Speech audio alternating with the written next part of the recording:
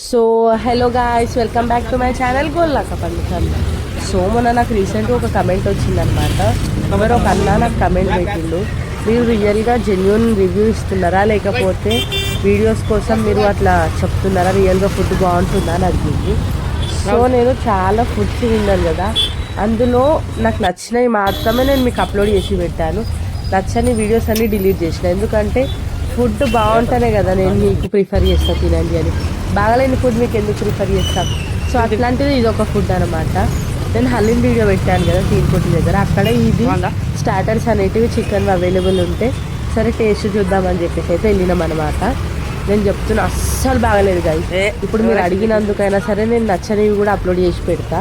So నాకు అడైతే అస్సలు నచ్చలేదు. కొన్ని చికెన్ ఐటమ్స్ తీసుకున్నా, ప్లస్ షవర్మా.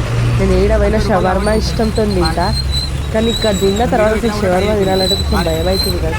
అంత కారం, గొడ్డు కారం. నేను బిర్యానీలు అవి ఇవి అన్నీ తింటా, ఆవకాయ పచ్చడి కూడా తింటా. అట్లాంటిది ఇట్లా కారం తిన్న తర్వాత ఇల్లు ఎంత కారం వేసిండు. నాకు రాహుల్కి అస్సలు నచ్చలేదు, కానీ పైసలు వేస్ట్ చేయొద్దని ఒక్క రీజన్ తోటి హాఫ్ తినేసినాము. ఇంకేం చేస్తాం తప్పక అన్నట్టు తిన్నాము. సో మీరు ఎప్పుడైనా సరే ఎక్కడైనా ఫుడ్ తినాలి అనుకుంటే ఒకసారి రివ్యూస్ చూసుకొని తినండి గైస్ ప్లీజ్.